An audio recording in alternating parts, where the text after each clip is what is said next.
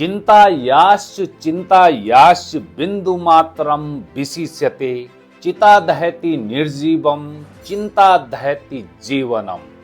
अर्थात चिंता और चिता में केवल एक बिंदु का अंतर है। चिता मृत शरीर को जलाती है, जबकि चिंता जीवित व्यक्ति को भीतर से। यह श्लोक केवल एक साहित्यिक उद्धरण नहीं है, बल्कि उस पीड़ा की ओर संकेत है जिसे हरीश राणा का परिवार पिछले 13 वर्षों से सह रहा था। तो नमस्कार दोस्तों, स्वागत है आज आपका इस नए ब्लॉग में। आज मैं बात करने जा रहा हूं गरिमा के साथ मृत्यु का अधिकार। हरीश राणा मामले में शीर्ष न्यायालय का यह निर्णय अभी अभी हम सबके समक्ष आया है, जो कि हमें प्रेरित करता है कि संविधान की सबसे बड़ी शक्ति उसकी संवेदनशीलता में निहित है।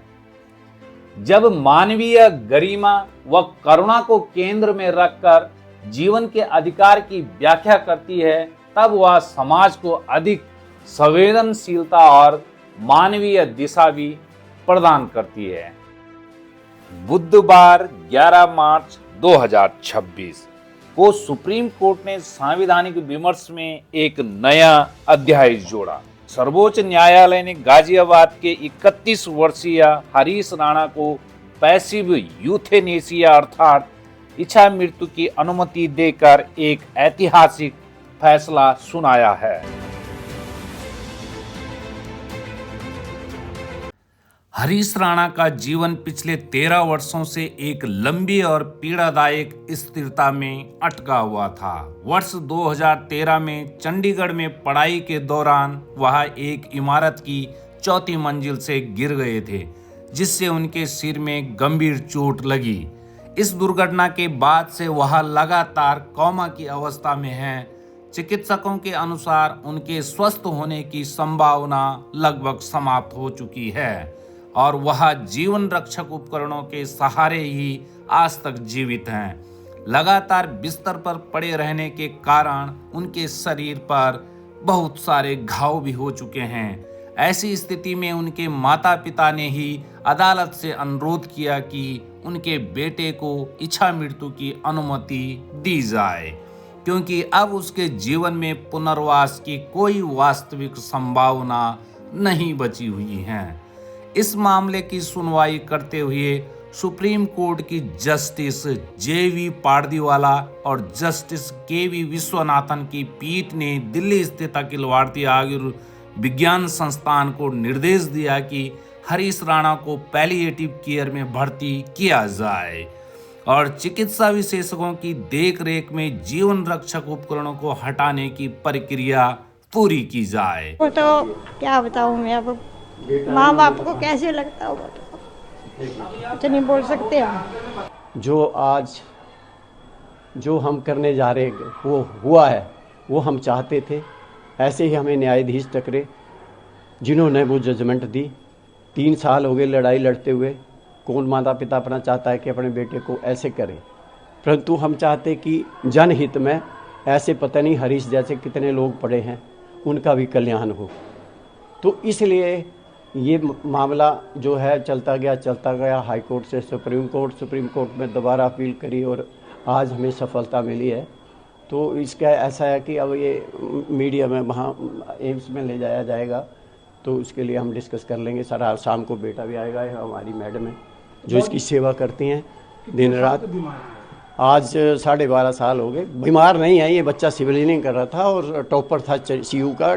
2 कंपटीशन जीत चुका था, तीसरा जीतना था इसने पंजाब यूनिवर्सिटी। अदालत के लिए इस निर्णय तक पहुंचना आसान नहीं था।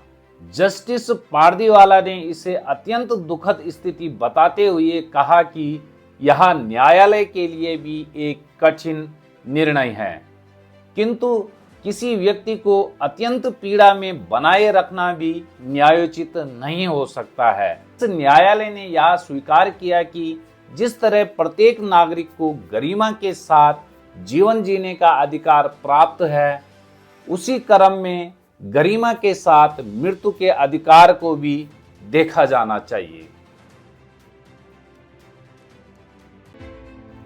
इस निर्णय का सबसे महत्वपूर्ण पहलू इसका संवैधानिक आधार है।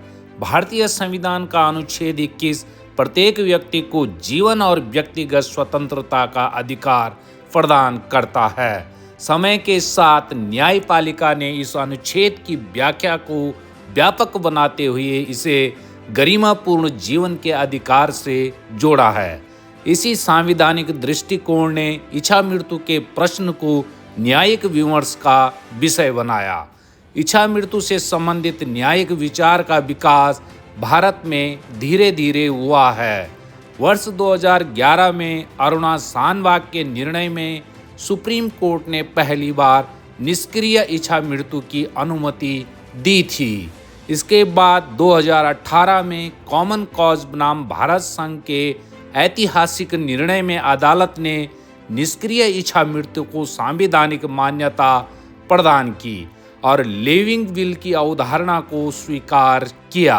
इस व्यवस्था के अंतर्गत कोई व्यक्ति पहले से या लिखित रूप में घोषित कर सकता है कि असाध्य बीमारी या ऐसी स्थिति में जहां सामान्य जीवन की संभावना समाप्त हो जाए उसे कृत्रिम जीवन रक्षक उपकरणों के सहारे जीवित न रखा जाए। हरीश राणा का मामला अदालत के सामने केवल कानूनी प्रश्न नहीं था, बल्कि एक परिवार की पीड़ा, एक युवा जीवन की असहाय अवस्था और चिकित्सा विज्ञान की सीमाएं भी आड़े आ रही थी। न्यायालय ने इन सभी पहलुओं को ध्यान में रखते हुए यह निर्णय दिया। मामले ने पैसिव और एक्टिव यूथेनेसिया के बीच अंतर को भी स्पष्ट किया। पैसिव यूथेनेसिया का अर्थ है कि रोगी को जीवित रखने के लिए दिए जा रहे कृत्रिम जीवन रक्षक साधनों को हटा लिया जाए, जिससे उसकी मृत्यु प्राकृतिक रूप से हो सके। इसके विपरीत एक्टिव यूथेनेसिया में दवा या किसी अन्य उपाय के माध्यम से मृत्यु दी जाती है। और यदि भारत की बात करें तो भारत में एक्टिव यूथेनेसिया अब भी अवैध है, जबकि पैसिव यूथेनेसिया को न्यायिक दिशा निर्देशों के अंतर्गत अनुमति दी। इमोशनली बहुत टफ है, क्योंकि अपने ही बच्चे को अपनी आंखों के सामने मरता हुआ देखना किसी भी पेरेंट के लिए अच्छा नहीं होता, लेकिन वो 13 साल से यही होता देख रहे थे। इसी वजह से सुप्रीम कोर्ट आए थे और सुप्रीम कोर्ट ने आज आर्टिकल 21 के मातहत राइट टू डाई का राइट हरीश राणा को दे दिया गया है। अगले एक हफ्ते के बीच में एम्स में पहुंच जाएगा हरीश राणा और वहाँ उसकी सारी जो ट्यूब्स वगैरह सब रिमूव कर दी जाएंगी और जैसे वो ट्यूब रिमूव होगी नेचुरल स्टेट में होगा, नेचुरल जैसे भी उसकी डेथ हो सकती होगी होगा, तो मतलब अब कोई छेड़खानी नहीं होगी, सब कुछ नेचुरल होगा। हरीश राणा का मामला अंततः केवल एक कानूनी निर्णय नहीं है, बल्कि एक मानवीय कहानी भी है। एक ऐसे युवा की कहानी जिसका जीवन एक दुर्घटना के बाद 13 वर्षों तक एक मौन संघर्ष में बदल गया। यह निर्णय हमें यह सोचने के लिए प्रेरित करता है कि संविधान की सबसे बड़ी शक्ति उसकी संवेदनशीलता में निहित है। जब न्यायपालिका जीवन के अधिकार की व्याख्या करते हुए मानवीय गरिमा और करुणा को केंद्र में रखती है, तब वह केवल कानून का पालन नहीं करती, बल्कि समाज को और अधिक संवेदनशील और मानवीय दिशा भी प्रदान करती है।